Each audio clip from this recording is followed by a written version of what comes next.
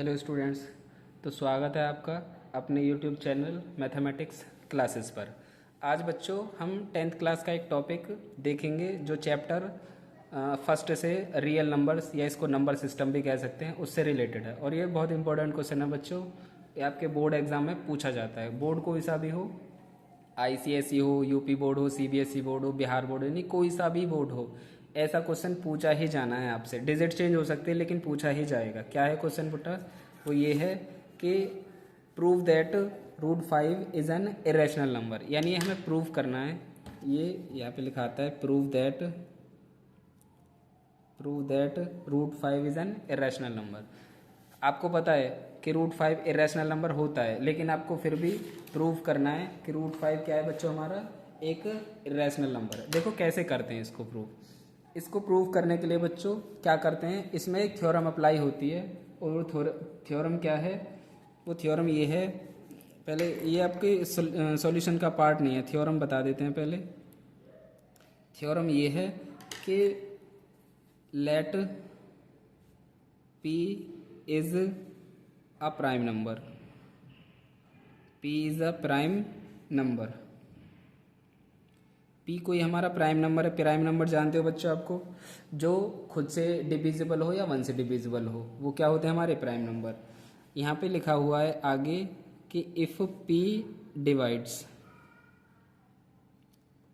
ए square, यानी जो prime number P है वो ए स्क्वायर को डिवाइड कर रहा है, then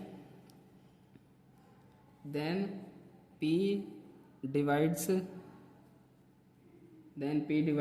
A, where A is a positive integer।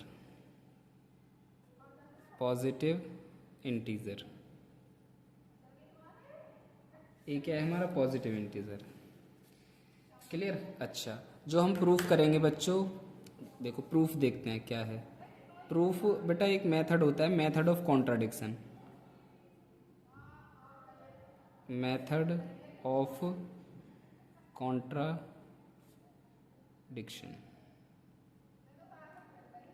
विरोधाभास का जो ये विधि होती है विरोधाभास वाली। यानी विरोधाभास में क्या होता है बच्चों कि हम पहले एक सही चीज़ को गलत मान के चलेंगे या गलत चीज़ को सही मान के चलेंगे, तो क्या होगा, वो लास्ट में गलत प्रूव हो जाएगी। क्यों? क्योंकि हमने जो पहली जो सही थी उसको गलत मान के चले। ये विरोधाभास की स्थिति होती है बच्चों।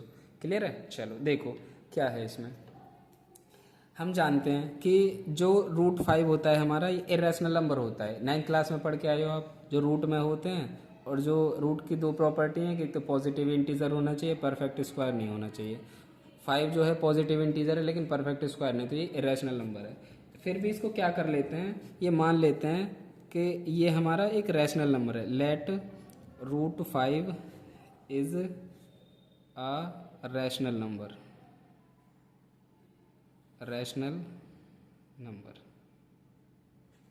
क्लियर है? अच्छा, जब रैशनल नंबर है तो इसको P/Q के रूप में लिख सकते हैं। जब ये रैशनल नंबर हो गया तो इसको P/Q के रूप में लिख सकते हैं। क्लियर? अच्छा, where P and Q are integers, जहाँ P और Q क्या है? इंटीजर्स। और जो Q है हमारा वो ज़ीरो नहीं है भाई। अगर ज़ीरो हो गया तो ये इन्फानाइट हो जाएगा, ठीक, कोई मीन नहीं रहेगा इसका। क्लियर? अच्छा, ये मान लेते हैं कि P और Q में कोई कॉमन फैक्टर है। जैसे यहाँ समझ लेते हैं, जैसे हमारा क्या है बेटा, वो ये है, जैसे P और Q लिए हमने इस तरह से, इनमें कोई कॉमन फैक्टर है। जैसे मैंने यहाँ पे ले लिया 4 और 12, तो इनमें कोई कॉमन फैक्टर है। क्या है वो कॉमन फैक्टर? भाई 4 को 1 × 4 लिख सकते हैं, इसको 4 × 3 लिख सकते हैं। तो 4 से 4 कैंसिल, 1/3। तो मान लो इनमें भाई ये भी इंटीजर है, ये भी इंटीजर, इनमें कोई कॉमन फैक्टर था जिसको काट के हमने क्या कर लिया, एक ऐसा यानी सिंपल फ्रैक्शन बना लिया। सिंपल फ्रैक्शन जिसका न्यूमरेटर, यानी इसको बोलते हैं बेटा स्टैंडर्ड फॉर्म। ये जो रेशनल नंबर है इसको स्टैंडर्ड फॉर्म में बना लिया। अब इनमें ऐसा कोई भी टर्म नहीं है जो एक दूसरे से कैंसिल होता हो। तो इसी तरह से हमने क्या ले लिया यहाँ पे कि एक कोई कॉमन टर्म था और इनमें से काट के उसको हमने अलग कर दिया। जैसे late P and Q have some common factor.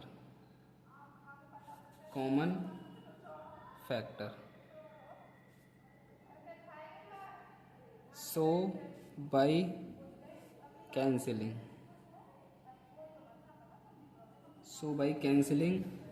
them we will get A upon B, where A and B are co-prime। जहाँ A और B क्या है बच्चों, को प्राइम है। तो हमारे पास क्या बना नाउ, जो A अपॉन B किसके इक्वल है, √5 के इक्वल है बच्चों। क्लियर है? क्या तरीका है कि ये हमने मान लिया मेथड ऑफ कॉन्ट्राडिक्शन से कि √5 जो है वो हमारा क्या है, एक रैशनल नंबर है, जबकि हम जानते हैं इरेशनल होता है। तो जब रैशनल नंबर है तो इसको P अपॉन Q के रूप में लिख सकते हैं। और मान लो कि P और Q में कोई क्या है, कॉमन फैक्टर है, जिसको हमने कैंसिल कर दिया और क्या मिला हमें, A अपॉन B मिला। क्लियर? और A और B क्या है बच्चों, यहाँ पे को प्राइम है। को प्राइम मीन्स कि A और B ऐसे हैं कि इनमें 1 के अलावा कोई और कॉमन फैक्टर नहीं है। क्लियर? अच्छा देखो अब क्या करो, इसको इधर ले जाओ तो A is equal √5B। Clear? दोनों तरफ स्क्वायर कर दो, square on both sides, square on both side, यानी क्या हो जाएगा, A square is equal 5B square. Clear students? तो क्या होगा, इसको इधर ले जाएं, यानी B स्क्वायर इज इक्वल किसके आ गया, A स्क्वायर बाई 5। अब देखो स्टेटमेंट क्या है हमारा थ्योरम का, कि P एक प्राइम नंबर है, P एक प्राइम नंबर है जो A स्क्वायर को डिवाइड कर रहा है। तो P क्या करेगा, A को भी डिवाइड करेगा। अब यहाँ पे देखो जो 5 है ये हमारा प्राइम नंबर है, ये A स्क्वायर को डिवाइड कर रहा है, तो क्या करेगा, ये A को भी डिवाइड करेगा। यानी क्या लिख सकते हैं इसको लिख सकते हैं बेटा, कैसे इसको लिख सकते हैं कि here A square 5 divides A square. This implies that 5 divides A। जब 5 A स्क्वायर को डिवाइड कर रहा है तो 5 किसको डिवाइड करेगा, A को डिवाइड करेगा। अच्छा, जब A को डिवाइड करेगा तो ये किसी के इक्वल आ जाएगा, यानी क्या आ जाएगा, ये A इज इक्वल 5C के इक्वल आ जाएगा। क्लियर? अच्छा, दोनों तरफ स्क्वायर कर लें, इसको इक्वेशन 1 बना लो बेटा। क्या करें, अब स्क्वायर कर लो, स्क्वायर ऑन बोथ साइड्स। तो क्या होगा, A square is equal 25C square from 1 and 2। क्या करो भाई, ये B स्क्वायर की वैल्यू है, ये B स्क्वायर की, यानी 5B square is equal 25C square. 5 से ये कैंसिल हो गया, 5 टाइम, यानी B square is equal 5C square. क्या होगा, तो C स्क्वायर इज इक्वल क्या आ गया, B स्क्वायर बाई 5। अब देखो ये क्या कर रहा है, 5 B स्क्वायर को डिवाइड कर रहा है, यानी इससे आगे क्या लिख सकते हैं बच्चों, हम इससे आगे लिख सकते हैं, ये देखो क्या है कि जो 5 है वो B स्क्वायर को डिवाइड कर रहा है। 5 क्या कर रहा है बेटा, B स्क्वायर को। दिस इम्प्लाइज यहाँ पे 5 divides B square. This implies 5 divides B।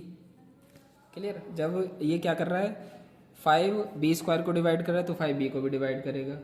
अब यहाँ पे हेयर जो 5 है, 5 divides A and B both. जो 5 है वो ए को भी डिवाइड कर रहा है और बी को भी, लेकिन हमने क्या माना था कि जो ए और बी हैं वो क्या है, हमारे को प्राइम है, और ये क्या कर रहा है, ये दोनों को डिवाइड कर रहा है। इसका मीन ये है कि इनमें कोई ना कोई कॉमन फैक्टर है अभी भी, लेकिन हम स्टार्टिंग में क्या मान के चले थे कि ये को प्राइम नंबर है जिनमें एक के अलावा कोई कॉमन फैक्टर नहीं है। ये क्या कर रहा है, हमारे जो हमारी एजम्पशंस थी उसको कॉन्ट्राडिक्ट कर रहा है। यानी वे कॉन्ट्राडिक्ट क्या होगा कि हम √5 को रैशनल मान के चले थे जबकि है वो इरेशनल, तो इसी तरह से ये प्रूव हो जाता है। देखो लिखना क्या है इसमें, hair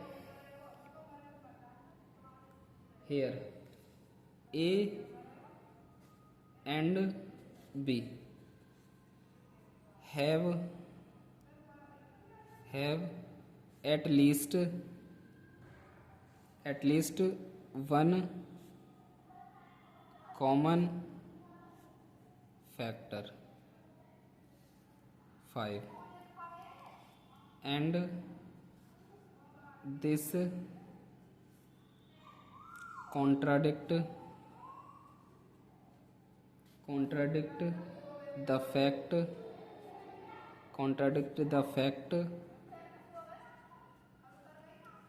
that A and B are co-prime। भाई एक 5 कॉमन फैक्टर है और हम मान के क्या चले थे कि ए और बी को प्राइम है, तो ये तो हमारे उसको स्टेटमेंट को कॉन्ट्राडिक्ट कर रहा है। तो दिस आगे लिखते हैं, this contradiction arisen because of our wrong assumption।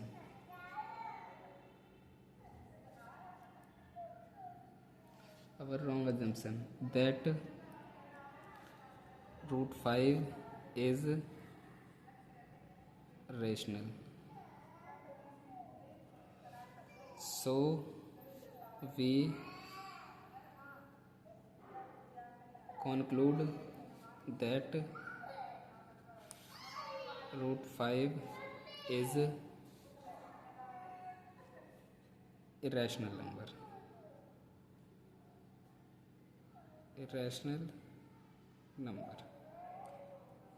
Clear students? चलो देखो एक बार स्टार्टिंग से और समझ लो क्या है। ये है कि हमने ये प्रूव करना है कि √5 क्या है, हमारा इरेशनल नंबर, और हम जानते हैं कि √5 इरेशनल नंबर होता है। ठीक है, इसको मेथड ऑफ कॉन्ट्राडिक्शन से करते हैं। क्या है, ये हम मान लेते हैं कि √5 रैशनल है जबकि हमें पता है इरेशनल होता है, लेकिन फिर भी मान लेते हैं कि रैशनल है। जब रैशनल है तो इसको P/Q के रूप में लिख सकते हैं, तो P/Q के रूप में इसको लिख लिया यहाँ पे, जहाँ पे P और Q क्या है बेटा, इंटीजर है हमारे। Let P and Q some common factor, यहाँ पे कॉमन लिखो, common factor, so by cancelling them we will get A/B। हमने इनको कैंसिल कर दिया, यानी जो कॉमन फैक्टर थे उनको हटा दिया और A और B ले लिए, नया फ्रैक्शन। और A और B कैसे हैं कि हमारे को प्राइम है। को प्राइम मीन्स कि इनमें A और B में 1 के अलावा और कोई कॉमन फैक्टर नहीं है।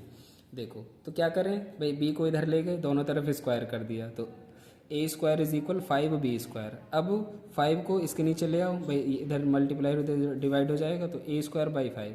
अब हमारी थ्योरम ये है कि P कोई प्राइम नंबर है और वो A² को डिवाइड कर रहा है, तो वो क्या करेगा, A को भी डिवाइड करेगा। क्लियर?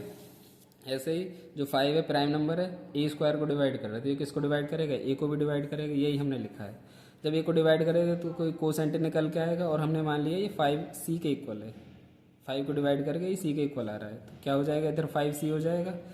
अच्छा, दोनों तरफ स्क्वायर कर लो फिर से, क्योंकि हमको इसको इक्वेशन 1 और इक्वेशन 2 को इक्वेट करना है। तो कर लिया, ये B² की वैल्यू, ये B² की वैल्यू, तो 5B² = क्या आ गया, 25C²। 5 से कैंसिल हो गया, B² = 5C²। Clear students? चलो अब यहाँ पे मल्टीप्लाई हो रही है, इधर आके डिवाइड हो जाएगा, तो क्या होगा यहाँ पे C² = B²/5। अब यहाँ पे जो 5 है, ये वाला 5, ये क्या कर रहा है, ये बी स्क्वायर को डिवाइड कर रहा है तो ये बी को भी डिवाइड करेगा। Here 5 divides A and B both.